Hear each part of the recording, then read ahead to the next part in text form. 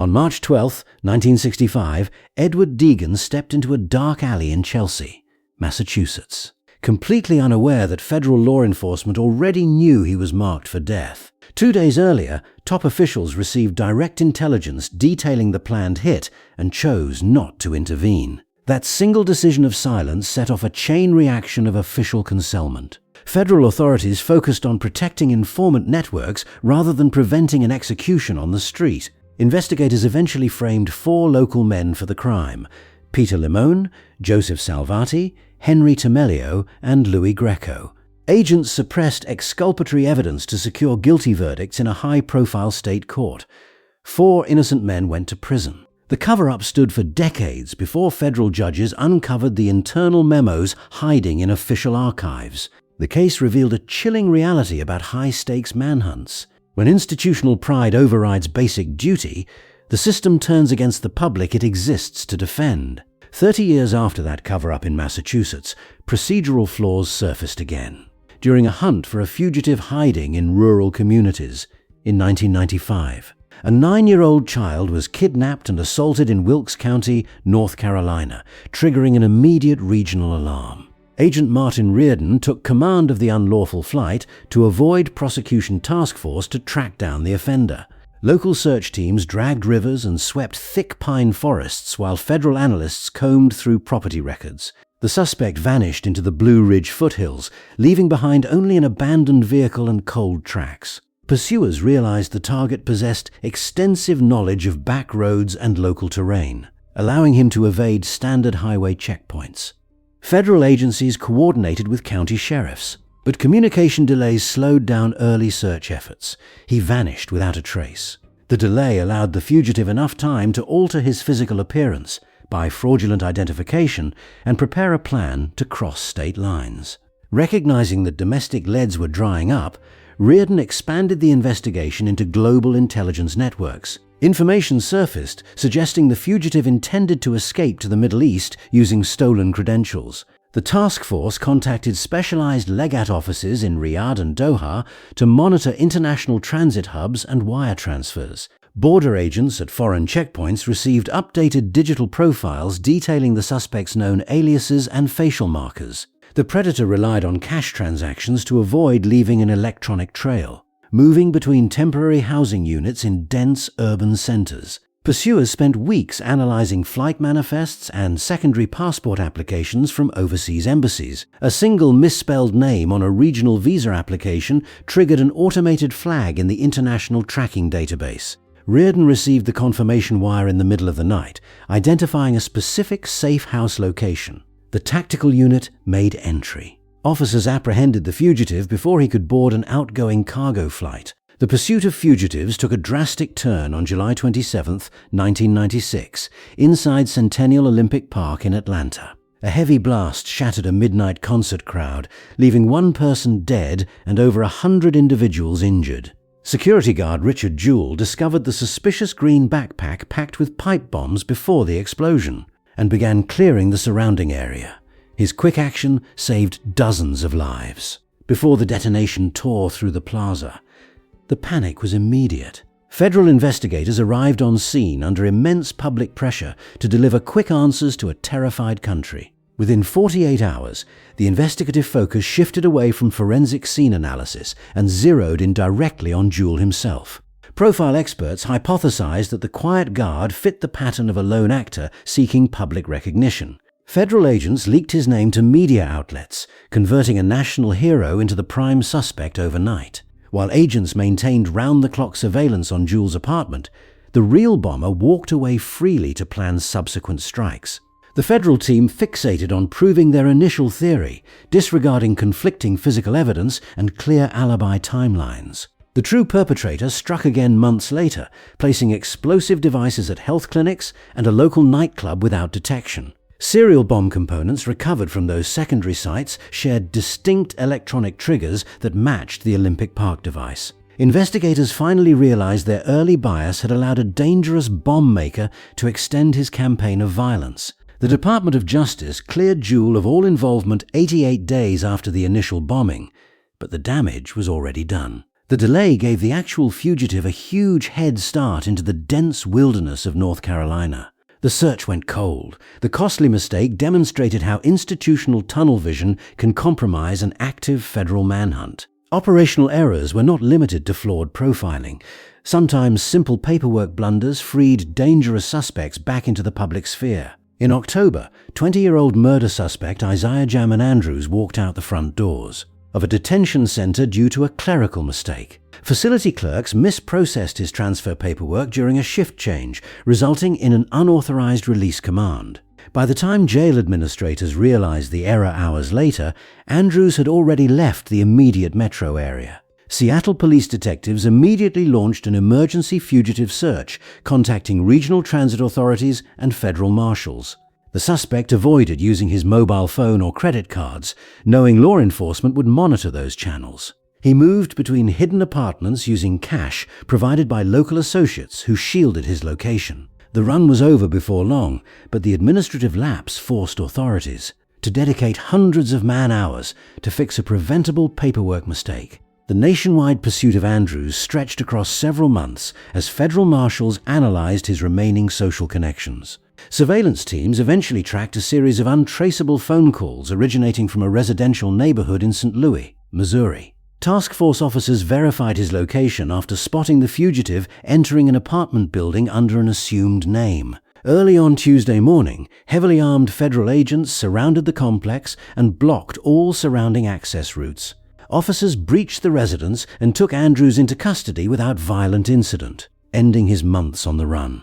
The Dragnet finally closed. Authorities immediately arranged for his secure transfer back to face pending murder charges in court. The incident forced regional detention centers to overhaul their inmate verification systems to ensure release forms required double administrative sign-offs. The blunder highlighted how easily human error inside holding facilities can completely undo complex criminal investigations.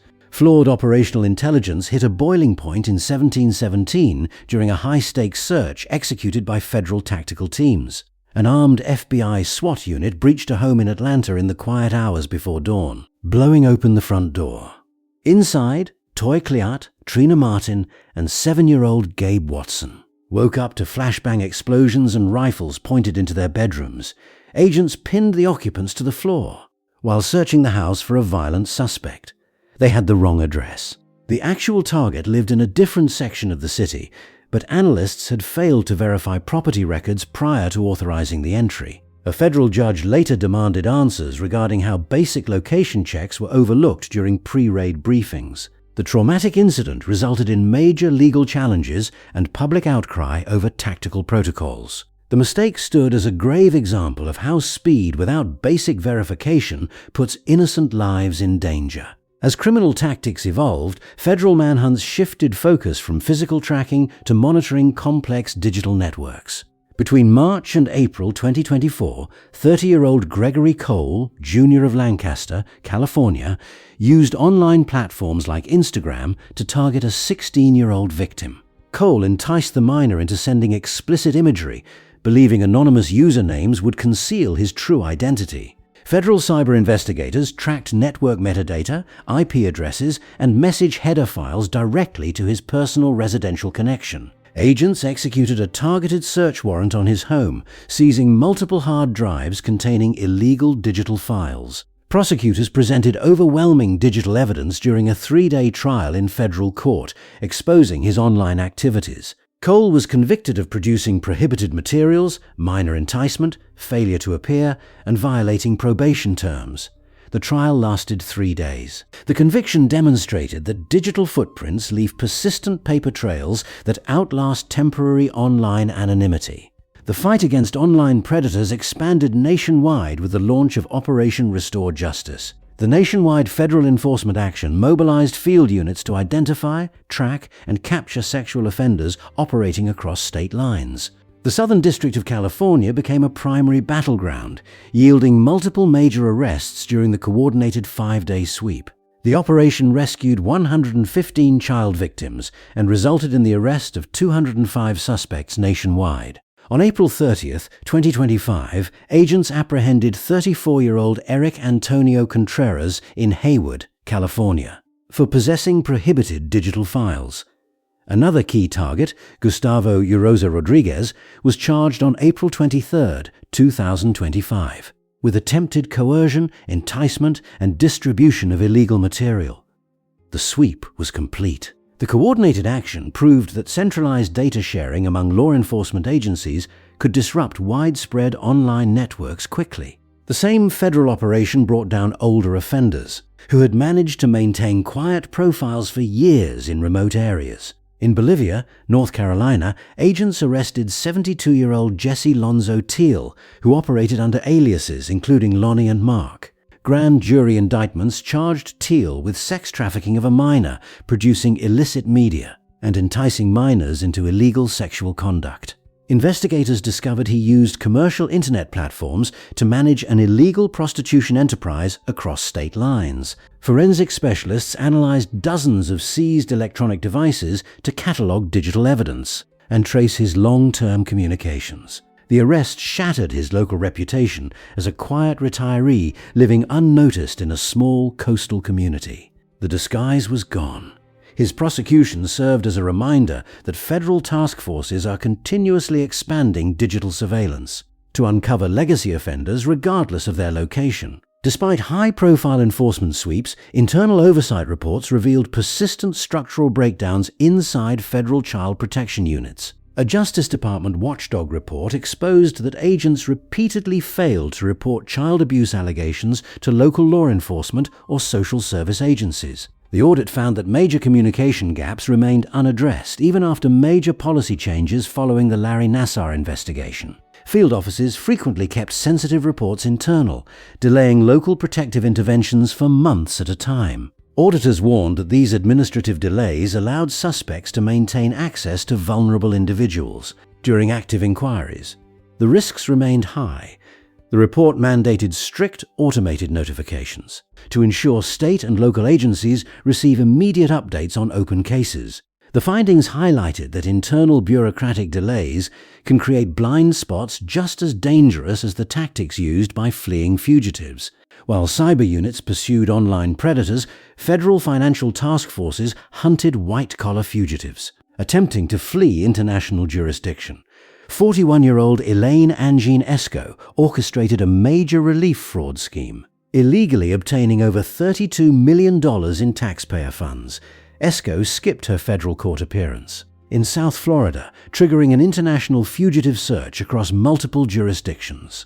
She funneled stolen capital through offshore bank accounts and secured passage to Jamaica, expecting foreign borders to halt domestic prosecution.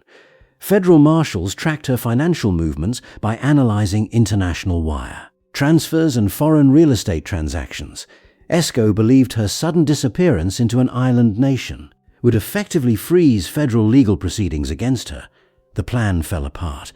She miscalculated the reach of international law enforcement treaties. Specialized tracking units monitored her financial activity, waiting for one slip-up to reveal her physical location. Esco made her fatal error when she accessed a financial account linked to her original identity documents from a secure terminal in Kingston. Jamaican authorities acted on federal intelligence alerts and arrested Esco at her residence without advance warning. Federal agents escorted her back to South Florida on Thursday to face pending criminal charges for fraud and court evasion. Her return signaled the end of a high-stakes flight that spanned thousands of miles and involved complex international coordination. Prosecutors immediately moved to freeze her foreign assets to recover stolen public relief money for federal treasuries. The flight was finished. Esco now faces decades in federal custody alongside heavy financial penalties for her attempts to evade justice. Her capture sent a clear message to financial fugitives that crossing international borders offers no permanent protection against federal prosecution. The scale of federal fugitive operations reached another peak through Operation Iron Pursuit, an initiative targeting complex criminal syndicates.